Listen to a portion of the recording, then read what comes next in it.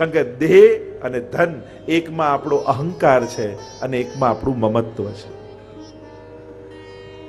તો જેમાં અહમ છે એ દેહ ઠાકોરજીને સમર્પિત કર્યો તો અહંકાર પ્રભુના ચરણે ગયો, અને જેમાં મમતા છે એ પ્રભુને ધરી દીધી તો પછી આપણું મમત્વ પણ ઠાકોરજીના ચરણે ગયું. અને આમ અહમતા અને મમતા ઠાકોરજીના ચરણે લાગે તેનાથી એની સિદ્ધિ તનુ વિત્તજાથી થાય. આ દેહ અને ધન બંને ઠાકોરજીમાં લગાડી અને તનુ વિત્તજા દ્વારા માનસીની સિદ્ધિ થાય. તો કે આ સેવા કરવાથી મળશે શું, એનું ફળ શું? તો કે તતઃ સંસાર દુઃખસ્ય નિવૃત્તિ બ્રહ્મબોધનમ. મહાપ્રભુજી એનું ફળ કહે છે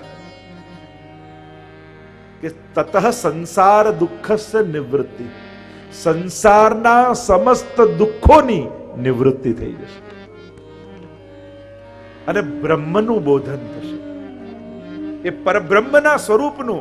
કારણ કે કોઈના વિશે કોઈનો બાયોડેટા વાંચીએ તો એનો પરિચય ન થાય, પણ થોડા દિવસ એની જોડે રહો ને તો ખબર પડે કેવો છે.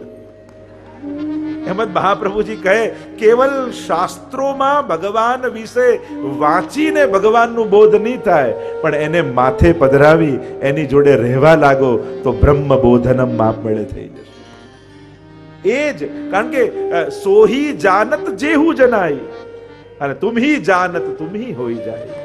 તુલસીદાસજીએ પણ કહ્યું ને કે જે કોણ ભગવાનને જાણી શકે, જેને ભગવાન જણાવવા માંગે. એટલે પ્રભુની સાથે સેવામાં રહેતા રહેતા બે વસ્તુ થશે, સંસારના સમસ્ત દુઃખો સમાપ્ત થઈ જશે. કારણ કે દુઃખ હરતા ભગવાન જ છે. જ્યારે પણ જીવનમાં દુઃખ આવે તો સંસારમાં દુઃખી થયેલા લોકો પાસે ન જતા, કારણ કે એ લોકોમાં મદદ કરવાનું સામર્થ્ય છે, દુઃખ દૂર કરવાનું સામર્થ્ય એમનામાં નથી. તમે ગમે તેટલો સંસારનો સમર્થ વ્યક્તિ હોય, એ તમને મદદ કરી શકશે, દુઃખ દૂર કરવાની ગેરંટી નહીં આપી શકે. દુઃખ હરતા કેવલ ને કેવલ ભગવાન છે. અને એટલે હું તો ઘણી વાર કહું કે અન્યાશ્રય કરતા સકામ ભક્તિ લાખ દરજે સારી.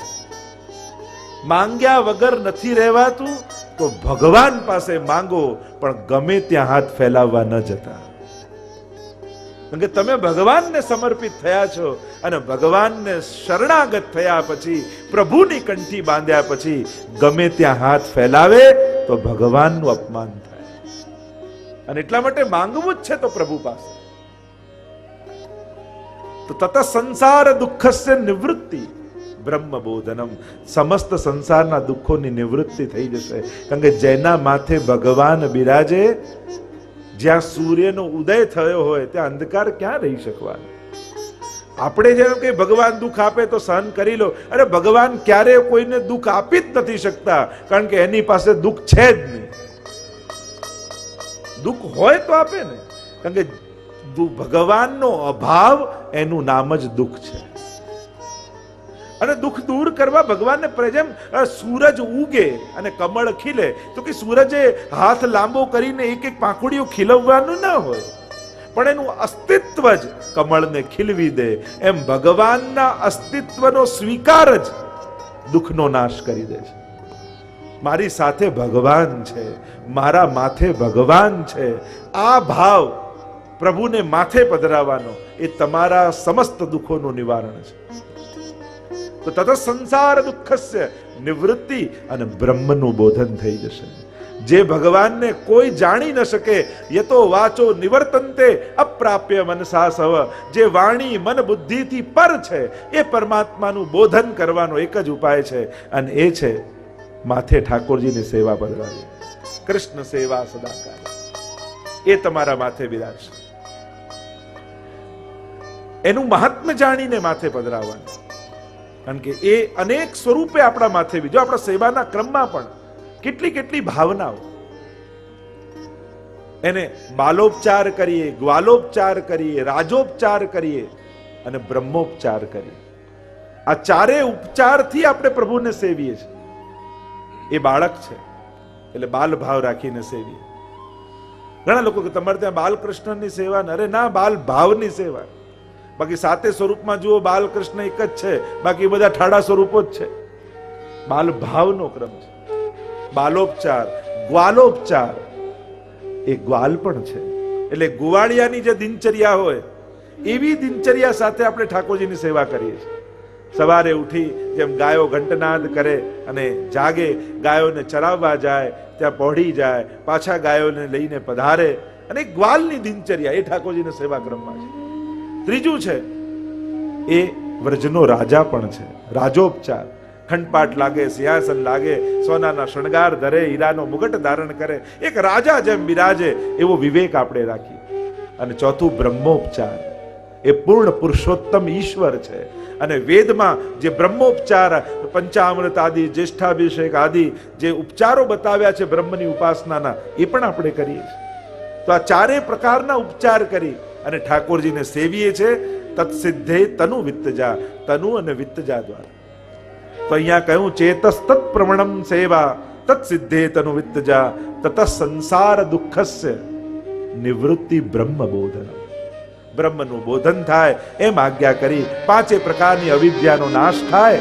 અને આગળ મહાપ્રભુજી આજ્ઞા કરતા કહ્યું પરમ બ્રહ્મ તુ કૃષ્ણો સચ્ચિદાનંદકં બૃહદ દ્વિરૂપમ તદ્વિસર્વસ્યા એકમ તસ્માદ્ વિલક્ષણમ. હવે મહાપ્રભુજી આ જે કૃષ્ણની સેવાની વાત કરી તો બ્રહ્મ બોધનમ એમ કહીને કહ્યું, તો હવે આ બ્રહ્મ છે કોણ, એનું સ્વરૂપ શું છે, એના કેટલા પ્રકારના સ્વરૂપ, ક્ષર, અક્ષર અને પુરુષોત્તમ, આ ત્રણેયની ચર્ચા આગળ મહાપ્રભુજી કરશે. બ્રહ્મનું સ્વરૂપ સમજાવશે, જગતનું સ્વરૂપ સમજાવશે, જીવનું સ્વરૂપ સમજાવશે, અને સેવા દ્વારા પરમ ફલની પ્રાપ્તિ શું થાય એની ચર્ચા સિદ્ધાંત મુક્તાવલીમાં આગળ મહાપ્રભુજી કરશે. એટલે કે શુદ્ધાદ્વૈત બ્રહ્મવાદનો જે સિદ્ધાંત છે એ અહીંયા સિદ્ધાંત મુક્તાવલીમાં મહાપ્રભુજી સમજાવ્યો છે. અને એટલા માટે હવે પરબ્રહ્મને સમજાવતા મહાપ્રભુજી કહે પરમ બ્રહ્મ તુ કૃષ્ણો હિ સચ્ચિદાનંદકમ બૃહદ. એ પરબ્રહ્મ કોણ છે અને અક્ષર બ્રહ્મ કોણ છે અને ક્ષર બ્રહ્મ કોણ છે. જેમ ગીતાજીમાં ભગવાને કહ્યું યસ્માત અક્ષરવતીતો અહમ અક્ષરાદપી ચોત્તમ અતોસ્મિ લોકે વેદે ચ પ્રથિત પુરુષોત્તમ. એ જે વાત કરી એ અહીંયા સમજાવ્યું કે પરબ્રહ્મ, પરમ બ્રહ્મ તુ કૃષ્ણો હિ. તમે વેદ, બ્રહ્મસૂત્ર, ગીતાજી અને ભાગવતજી આ ચારેનું અધ્યયન કરી લો. આ ચારેના મત પ્રમાણે મહાપ્રભુજી કે આ મારો મત નથી, આ શાસ્ત્રોનો મત છે. જે શાસ્ત્ર કહે એ મત કહું છું. અને એ મત પ્રમાણે જે ભાગવતજી એ તે ચાંસ કલા પુંચ કૃષ્ણસ્તુ ભગવાન સ્વયં. 24 અવતારોની વાત કરતા વ્યાસજીએ કહ્યું એ પરબ્રહ્મ કૃષ્ણ છે, એ અવતારી કૃષ્ણ છે. ગીતાજીમાં તમે અહમ પ્રભવ એમ કહીને અનેક પ્રકારથી ભગવાન પ્રથિત પુરુષોત્તમ, હું પુરુષોત્તમ છું. જગત અને જીવનું પ્રાગટ્ય થાય છે. જેમ અગ્નિમાંથી તણખા ઉડે એમ આ અક્ષર બ્રહ્મમાંથી તણખા ઉડ્યા અને જગત અને જીવનું પ્રાગટ્ય થયું. મહાપ્રભુજીના શબ્દોમાં કહું તો નિરાનંદ જગત છે, અલ્પાનંદ જીવ છે અને પૂર્ણાનંદ ભગવાન છે. પૂર્ણાનંદો હરિસ્તસ્માત કૃષ્ણેવ ગતિર્મમ. જેમ અગ્નિમાંથી તણખા ઉડે ત્યારે તણખામાં થોડી ગરમી હોય, એ છે અલ્પાનંદી જીવ. અને હજી થોડો વધારે સમય થઈ જાય તો ગરમી જતી રહે ને રાખ રહી જાય, એ છે નિરાનંદ જગત. ગોપાલદાસજી આ અક્ષર બ્રહ્મનું કેટલું સુંદર વર્ણન કરે. નિર્ગુણ નો નિર્દેશ અટપટોરો રસના સી પેરે કહીએ, રૂપ વર્ણ વપુ દ્રષ્ટ પદાર્થ ત્યાં એકો ન લઈ. અક્ષર બ્રહ્મ કેવલ તેજોમય છે, તેજ પુંજ રૂપે છે. ત્યાં નથી રૂપ વર્ણ વપુ દ્રષ્ટ, કોઈ દ્રષ્ટ પદાર્થ નથી, કેવલ વ્યાપક છે. એ નિરાકાર રૂપે વ્યાપેલો છે. એમ સચ્ચિદાનંદકમ બૃહદ પણ ગણિતાનંદ છે. પણ પરબ્રહ્મ કેવા છે કે પૂર્ણાનંદ. અને દ્વિરૂપમ તદ્ સર્વમ સ્યાદેકમ તસ્માદ વિલક્ષણમ. અને કહ્યું અક્ષર બ્રહ્મ બે સ્વરૂપ વાળું છે, એક જગત રૂપે અને બીજું એનાથી વિલક્ષણ રૂપે. એટલે કે જગત અને જીવ આ બંને રૂપે નિરાનંદ અને અલ્પાનંદ રૂપે અહીંયા પ્રગટ થયા. કૂટસ્થોક્ષર ઉચ્યતે, જે ગીતાજીમાં પણ કહ્યું, જે કૂટસ્થ છે એ જ અક્ષર બ્રહ્મ છે. એની ઘણી વિસ્તારથી ચર્ચા જેમ ગીતાજીમાં કરી કે એક સ્વરૂપ અંતર્યામી છે, એક સ્વરૂપ અક્ષર બ્રહ્મનું છે. એટલે કે ક્ષર, અક્ષર અને પુરુષોત્તમ. ક્ષર એટલે કે નાશવંત, જેનું રૂપ પરિવર્તિત થતું રહે, એ આ જગત રૂપે ક્ષર દેખાય છે. બીજું છે અક્ષર, જેનો નાશ નથી થતો, જે દરેકની અંદર અંતર્યામી રૂપે વિરાજમાન છે. અને ત્રીજું સ્વરૂપ પરમાત્માનું છે, જે અક્ષર અને અક્ષરથી પર જેની આપણે સેવા કરીએ છીએ, એ પુરુષોત્તમ રૂપે બિરાજે છે.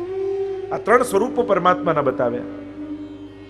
જેમ ચતુશ્લોકી ભાગવતમાં પણ ચાર તત્વોની ચર્ચા ભગવાને જ્યારે ભાગવતજીની પહેલી કથા, એટલે કે ભગવતા પ્રોક્તમ ભાગવતમ, પહેલું ભાગવત સ્વયં ભગવાને કહેલું છે 4 શ્લોકમાં, અને વ્યાસજી 18,000 શ્લોકમાં વિસ્તાર કરે, અને એમાં બ્રહ્મનું સ્વરૂપ સમજાવતા 4 શબ્દોની ચર્ચા વેદાંતની ત્યાં કરી: બ્રહ્મ, જીવ, જગત અને માયા. તો અહીંયા સિદ્ધાંત મુક્તાવલીમાં સ્વયં મહાપ્રભુજી પણ બ્રહ્મની ચર્ચા કરશે, જગતની ચર્ચા કરશે અને જીવની ચર્ચા કરશે. અહમેવા સમેવાગ્રે નાન્યદ યદ સદ સત્પરમ પશ્ચાદહમ યદેતચ્ચ યો વશિષ્યેત સોસ્મ્યહમ. કેમ કૃષ્ણ પરબ્રહ્મ? કારણ કે એનામાંથી, એ પરબ્રહ્મમાંથી દેવતાઓ પ્રગટ થાય, દેવતાઓ દ્વારા પછી જગત પ્રગટ થાય, સૃષ્ટિઓ દેવતાઓ પ્રગટ કરે. પણ જ્યારે લય થાય, અને લય થાય ત્યારે આ બધા એકબીજાની ભીતર સમાતા સમાતા સમાતા સમાતા છેલ્લે બ્રહ્માજી, અને બ્રહ્માજીનો પણ નાશ, એટલે કે લય થાય અને બ્રહ્મમાં સમાહિત થઈ જાય. એટલે અહમ ઈવ અગ્રે, જ્યારે કંઈ જ નહોતું ત્યારે હું હતો, જ્યારે બધું જ છે ત્યારે હું છું, અને જ્યારે કંઈ નહીં રહે ત્યારે કેવલ હું રહીશ. આ પરબ્રહ્મ છે.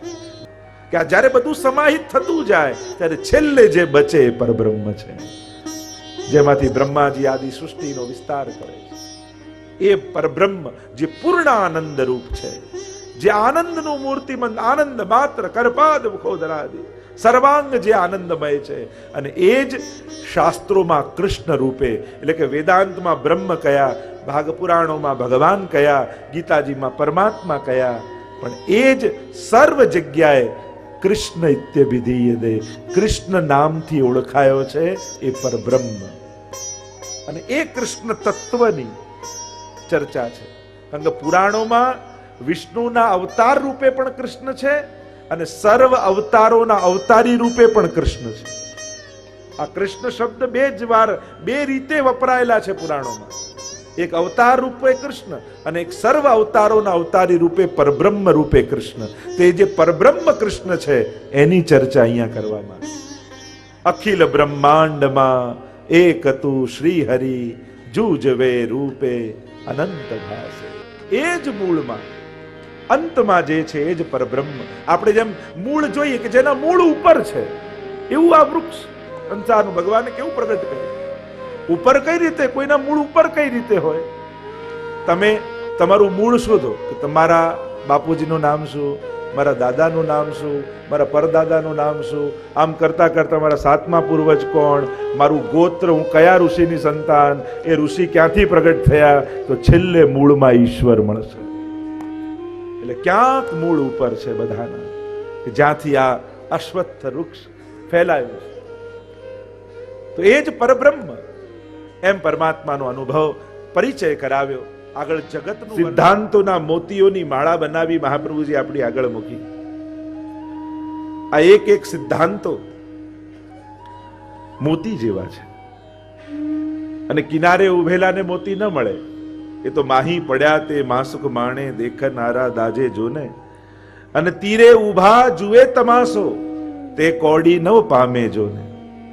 એ તો જે અંદર કૂદ્યા હોય એ મોતીને પામીને આવે. બાલબોધ ભણીને જ્યારે ભક્તિના માર્ગમાં આપણે કૂદ્યા, આ પુષ્ટિ ભાવના મોતીઓ લેવા માટે, ત્યારે આખી માળા આપણા હાથમાં આવી. ગઈકાલે આપણે એમાં પ્રવેશ કર્યો હતો આ સિદ્ધાંત મુક્તાવલીમાં, અને મહાપ્રભુજીની સનાતન સર્વ પુષ્ટિ માર્ગીઓને જે આજ્ઞા કરી, કૃષ્ણ સેવા સદા કાર્યા માનસી સા પરામતા, કૃષ્ણની સેવા કરો. અને પુષ્ટિ માર્ગનો સાચો પ્રચાર કોઈ બેનરો ને હોર્ડિંગોથી નહીં થાય, પણ જ્યારે ઘરે ઘરે ઠાકોરજી બિરાજતા થઈ જશે ત્યારે સાચા અર્થમાં પુષ્ટિ માર્ગનો પ્રચાર થશે. ઘરે ઘરે ભગવત સેવા જ્યારે થવા લાગશે અને ઘરનો દરેક વૈષ્ણવ ભગવત સેવામાં યત્કિંચિત જે કંઈ પણ સેવામાં જોડાઈ શકે, પોતે સેવા કરી શકે, સેવા કરનારાઓને સહાયક થઈ શકે, પોતે અનુકૂળતાઓ કરી આપે, આ બધા સેવાના અંગ છે. ગઈકાલે જ મેં કહ્યું તેમ સેવા એ કોઈ પ્રવૃત્તિનું, એક્ટિવિટીનું નામ નથી. સેવા એ વૈષ્ણવની વૃત્તિનું નામ છે.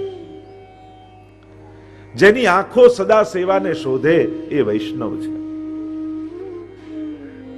વૈષ્ણવ જ્યાં પણ હોય, હરિ ગુરુ કે વૈષ્ણવ જેની પણ સેવા મળે અને સેવામાં લાગી જાય એ વૈષ્ણવ. અને એટલા માટે ગઈકાલે એ ચર્ચા કરી કે મોટી સેવા નહીં શોધવી, પણ સેવાને એ રીતે કરવી કે એનું સ્વરૂપ મોટું થઈ જાય. મહાપ્રભુજીની આજ્ઞા. અને એટલા માટે જ્યારે મહાપ્રભુજી જગન્નાથપુરી પધાર્યા અને ત્યાં એક બહુ જ મોટો શાસ્ત્રાર્થ ચાલી રહ્યો હતો. બેઠક ચરિત્ર મહાપ્રભુજીના જીવન ચરિત્રમાં પ્રસંગો આવે છે, અને જગન્નાથપુરીમાં એ શાસ્ત્રાર્થ ચાલી રહ્યો હતો કે સૌથી મોટો દેવ કોણ, સૌથી મોટું કર્મ કયું, સૌથી મોટું મંત્ર કયું ને સૌથી મોટો ગ્રંથ કયો.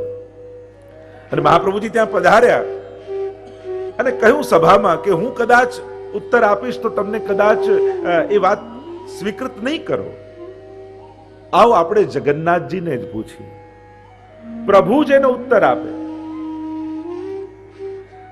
અને કાગળ અને કલમ જગન્નાથ પ્રભુની આગળ રાખવામાં આવ્યું. મંદિરના કપાટ બંધ કરવામાં આવ્યા અને જ્યાં બીજા દિવસે દ્વાર ખોલ્યું તો એ કાગળ ઉપર સ્વયં જગન્નાથ ભગવાને આ એક શ્લોક લખ્યો હતો. એકમ શાસ્ત્ર દેવ કી પુત્ર ગીતમ, એકમ દેવો દેવકી પુત્ર એવ, મંત્રોપેકસ્તસ્ય નામાની યાની, કર્માપ્યેકમ તસ્ય દેવસ્ય સેવા. શ્રેષ્ઠ કોઈ દેવ હોય, પૂર્ણ પુરુષોત્તમ શ્રી કૃષ્ણ છે. કોઈ મંત્ર હોય તો એનું નામ છે.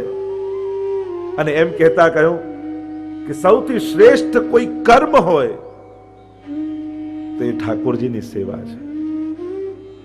અને એટલા માટે જ આપણે ત્યાં અન્ય યજ્ઞો કરતા પણ શ્રેષ્ઠતમ યજ્ઞ ભગવત સેવાને કહ્યું છે. આપણે ત્યાં તો પ્રસંગમાં આવે છે ને કે જ્યારે ગુસાઈજી પાસે એમના લાલજી વિનંતી કરવા માટે આવ્યા કે મારે આવો મોટો યજ્ઞ કરવો છે, ત્યારે ગુસાઈજી આજ્ઞા કરી, બાબા हमारे यहाँ तो ठाकुर जी को आरोगानो यही सबसे बड़ो यज्ञ है. આ યજ્ઞ છે ને, યજ્ઞમાં કાષ્ટ હોય, અગ્નિ હોય, મંત્ર હોય. કાષ્ટ તમારા ગળામાં કંઠી છે. મંત્ર આપણે ત્યાં કોણ તો કે અષ્ટ સખાની વાણી, અષ્ટ છાપ હે હમારે વેદ. અષ્ટ સખાની વાણી એ જ આપણા વેદ મંત્રો છે. અને આપણે ત્યાં અગ્નિ કોણ તો કે અગ્નિરૂપ શ્રી વલ્લભની કાની છે. અને જ્યારે આ સામગ્રી ઠાકોરજીને સમર્પિત કરો તો હે વૈષ્ણવ, આ રોજ તમારો યજ્ઞ થાય છે. અને હું તો ઘણી વાર એમ કહું કે લોકો દૂર દૂર રહેલા, આકાશમાં રહેલા ગ્રહોની શાંતિ કરાવે, પણ જે રોજ ઠાકોરજીને કટોરી મિશ્રી ભોગ ધરે ને, તો ભાગવતજીમાં કથા નથી આવતી કે ઠાકોરજીએ મુખ ખોલ્યું તો બધા ગ્રહ, નક્ષત્રો, બ્રહ્માંડ બધું જ પ્રભુના મુખારવિંદમાં દેખાયું. યશોદાજીને મૃતિકા ભક્ષણ લીલા આપણે સાંભળીએ છીએ. તો આકાશમાં રહેલા દૂર દૂર ગ્રહોની શાંતિ આપણે જુદી જુદી રીતે કરીએ, પણ જે રોજ ઠાકોરજીને મિશ્રી આરોગ આવે ને એને નવે ગ્રહોની શાંતિ રોજ થઈ જાય. પ્રભુના મુખમાં જ બિરાજે છે બધા. આપણે ભાગવતજીમાં કથા સાંભળીએ છીએ. અને એટલા માટે સેવા એ સૌથી મોટું કર્મ છે. કર્મ કરો તું કાય. વૃત્રાસુરે પણ એ જ વાત કરી. ચતુશ્લોકી વૃત્રાસુર, અહમ હરે તવ પાદૈકમૂલ દાસાનુદાસો ભવિતાસ્મિ ભૂય મનસ્મરેતા સુપતે ગુણાસ્તે ગૃણીત વાક કર્મ કરોતુ કાય. શ્રેષ્ઠતમ કર્મ એ ભગવત સેવા છે. અને એટલા માટે હે વૈષ્ણવો, દરેકના ઘરમાં ઠાકોરજી બિરાજવા જોઈએ. દરેકને ત્યાં ભગવત સ્વરૂપ બિરાજે. તમને જે સ્વરૂપમાં આસક્તિ હોય પધરાવીને લાવો. જો ઘણીવાર પુષ્ટાવાની ઉતાવળ હોય ને, પછી જે આત્મ સ્વરૂપ આવે પુષ્ટાવી લાવે, અને પછી બીજા કોઈને ઠાકોરજી જુએ ને તો એમ થાય, ઓ પેલાના તો લાલન કેવા મોટા છે, મારે તો સાવ નાના. અરે મારે તો ચિત્રજી બિરાજે છે, ત્યાં તો સ્વરૂપ બિરાજે છે. અને એટલા માટે પુષ્ટાવાના હોય ને ત્યારે બહુ ઉતાવળ નહીં કરે. જો આ તો પરણવા જેવું છે, તમે જ્યારે નક્કી કરવા જાઓ ત્યારે બધી રીતે જોઈ લેવું. એટલે તમારે જે સ્વરૂપમાં આસક્તિ હોય એ સ્વરૂપ પધરાવો. દેખાદેખીમાં કે ઉતાવળમાં જે હાથમાં આવ્યું, કારણ કે પછી એકવાર પુષ્ટાવીને માથે પધરાવ્યા પછી એનાથી ઉત્તમ બીજું કાંઈ નહીં લાગવું જોઈએ. પછી તમારા માટે શ્રેષ્ઠતમ એ જ હોવું જોઈએ. કારણ કે સ્વરૂપાસક્તિ એ ભક્તિનું પહેલું પગથિયું છે. કારણ કે જ્યાં સુધી સ્વરૂપાસક્તિ ને સ્વરૂપ નિષ્ઠા ન થાય ત્યાં સુધી ભક્તિનો પ્રારંભ ન થાય. અને એટલા માટે જ્યારે પણ પુષ્ટાવો, તમને જેમાં આસક્તિ હોય એ સ્વરૂપ પધરાવો, પુષ્ટાવો. તમને જે પ્રમાણેની અનુકૂળતા હોય એ પ્રમાણેની આજ્ઞા લો.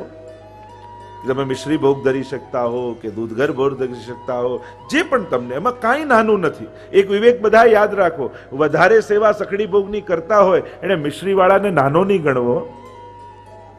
એ તો ઘણી વાર લોકો આ બધા તો મિશ્રી વાળા, તેવું કે સખડી ભોગ ધરો તો 100% કૃપા થાય, મિશ્રી ધરીએ તો 25% થાય. મિશ્રી વાળાને 25%, પછી દૂધઘર વાળાને 50%, અને અનસકડી વાળાને 75%, આવું હોય. આ લૌકિકતા છે. ભગવત કાર્યોમાં ક્યારે પણ લૌકિક બુદ્ધિનો પ્રયોગ નહીં કરવો. આપણે કોણ સરખાવનારા કે આ મોટા કે આ નાના કે આ વધારે ભાવવાળા ઓછા ભાવવાળા? અરે ઠાકોરજી એના હાથની મિશ્રી આરોગે છે એ કોઈ નાની વાત છે? અરે જે એકવાર ભગવદ નામને કે એકવાર માળા ફેરવતો હોય એ નાનો નથી. ભગવદ કાર્યોમાં ક્યારે પણ લૌકિક બુદ્ધિનો પ્રયોગ નહીં કરવો. યત્કિંચિત જે સેવા પહોંચતા હોય એને આદર ભાવથી જોવા, એને પ્રેરિત કરવા, પણ ક્યારે પણ એ પ્રત્યે હીન ભાવ નહીં રાખવો. મહાપ્રભુજી અહીંયા આજ્ઞા કરે છે.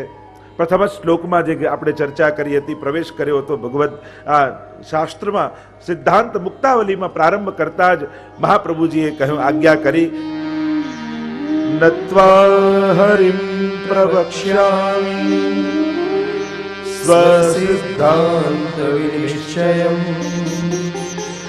કૃષ્ણ સેવા સદા કાર્યા માનસી સા પરા.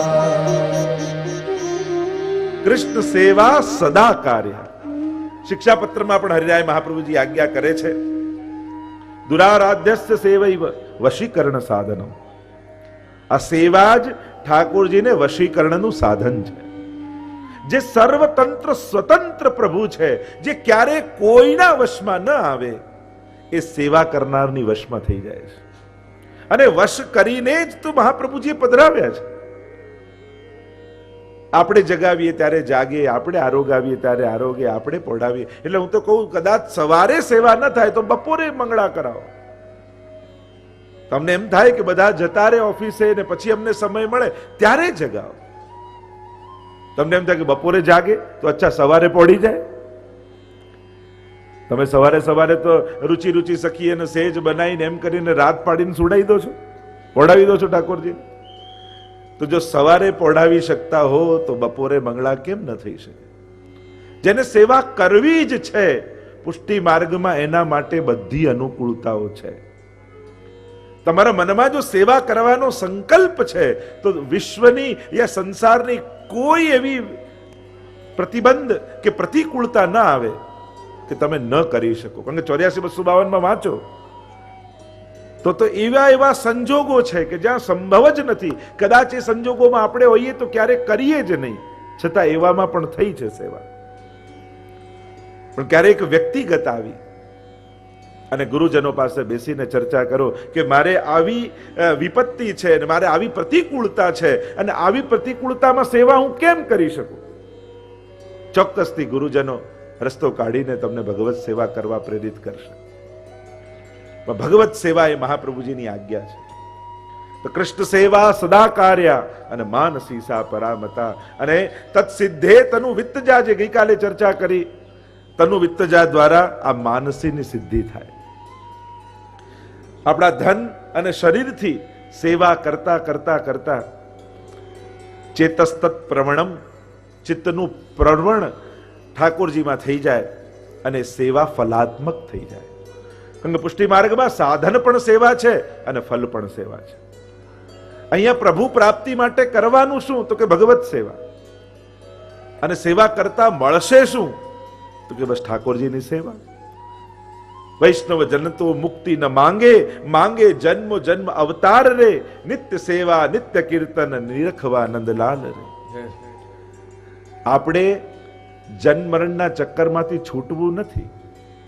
આપણે તો વારે ઘડીએ જન્મ લઈ વૈષ્ણવ કુળમાં જન્મ લેવો છે અને એવા ઘરમાં જન્મ લેવો છે જ્યાં ઠાકોરજીની સેવા બિરાજતી હોય. આપણે તો વારે ઘડી, અને ખરેખર આપણે બધા ભાગ્યશાળી છીએ કે એવા કુળમાં ને એવા પરિવારમાં આપણો જન્મ થયો. અને હું તો હંમેશા કહું કે વૈષ્ણવ ઘરે જન્મ થયો એ કોઈ અકસ્માત નથી, એ ભગવાનનું આયોજન છે. પ્રભુની આ સંકલ્પ સાથે તમને વૈષ્ણવ કુળમાં જન્મ આપ્યો છે. કોઈ એમ માને કે આ કુળમાં જન્મ થયા તો આ ધર્મ પાળીએ, પેલા કુળમાં થયા હોત તો આ થાત, કદાચ બીજા દેશમાં હોત તો પેલો ધર્મ પાળતા હોત. ના, તમે કોઈ પણ દેશમાં કોઈ પણ ઘરે જન્મ લીધો હોત પણ તમે વૈષ્ણવ જ થાત. કારણ ઠાકોરજીએ તમને પુષ્ટિ જીવ તરીકે પ્રગટ કર્યા છે. એ પુષ્ટિ પ્રવાહ મર્યાદા ભેદમાં આ જ બધી વાતો આવશે. સિદ્ધાંત મુક્તાવલી પછી જે ગ્રંથ આવશે પુષ્ટિ પ્રવાહ મર્યાદા ભેદ, એમાં મહાપ્રભુજી આપણને સમજાવે છે કે ઠાકોરજીએ નિશ્ચિત આયોજન કર્યું છે કે મારે આ જીવની સેવા લેવી છે, એટલે તમને એવી જગ્યાએ જન્મ આપ્યો જ્યાં ભગવત સેવા કરવાની બધી અનુકૂળતા હોય. કેવા ભાગ્યશાળી આપણે છીએ. કારણ કે જ્યારે આપણે જન્મ લીધો અને 1.5 મહિનાના થયા તો આપણને ખોળામાં લઈને સૌથી પહેલા વલ્લભકુલ પાસે લઈ ગયા અને આપણા કાનમાં પહેલા શબ્દો શ્રી કૃષ્ણ શરણમ મમ પડ્યા છે. આપણા ગળામાં એ સમયે વલ્લભકુલે કંઠી આપી.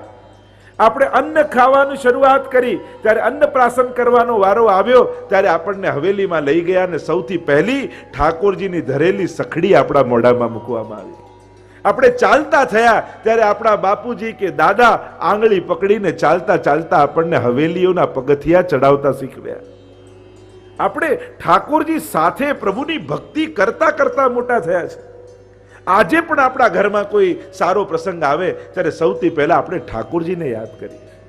એટલે કેટલું મોટું સૌભાગ્ય આપણને મળ્યું. વિચાર કરો, ક્યાંક કોઈ એવી જગ્યાએ જન્મ લીધો હોત કે જ્યાં કોઈ ભગવાનને ઓળખતું ન હોય, કોણ મહાપ્રભુજી, કોણ યમુનાજી, કોણ શ્રીનાથજી, તો કેવું દુર્ભાગ્ય આપણું હોત. આપણે બ્રહ્મ સમાન લઈને સેવા કરીએ તો પછી સૌભાગ્યની વાત.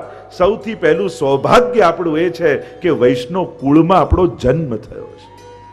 સુચિનામ શ્રીમતામ ગેહે, ગીતાજીમાં ભગવાન કહે કે એવી જગ્યાએ ને હું જન્મ આપું છું એ પુણ્યશાળી આત્માને કે જ્યાં ભક્તિ કરવાની બધી અનુકૂળતા હોય. નાનપણથી આપણને આપણા માતા પિતાએ ટોકી ટોકીને આમ ન બોલાય, તું વૈષ્ણવ છું, જય શ્રી કૃષ્ણ કર, અને સવારે ઉઠતાની સાથે ઘરના બધાને જય શ્રી કૃષ્ણ કરવાના સંસ્કાર આપણને મળ્યા છે. આપણું સૌભાગ્ય છે. કંઈ પણ જન્મદિવસ આદિ સારો પ્રસંગ આવ્યો, માતા પિતાએ સંસ્કાર આપ્યા, સૌથી પહેલા ઠાકોરજીને દંડવત કર, ગુરુજનોને વંદન કર. વિચાર કરો, ક્યાંક એવો માતા પિતા મળ્યા હોત કે કેવલ ક્લબોમાં ને ક્યાંક લૌકિક જગ્યાઓમાં જ ફેરવતા રહેત તો આજે જે ભક્તિ કરી રહ્યા છે એવો આનંદ આપણને મળ્યો હોત. અને એટલા માટે વૈષ્ણવ કુળમાં જન્મેલા દરેક બાળકે એના માતા પિતાનો ઉપકાર ભૂલવો નહીં, કારણ કે એણે આપણને એવા સંસ્કારથી મોટા કર્યા જ્યાં આપણને ભગવાનમાં પ્રેમ જાગૃત થાય. એટલે આ બહુ જ મોટો ઉપકાર છે એમનો કે આપણે એમના ઘરે બાળક બનીને આવ્યા છે.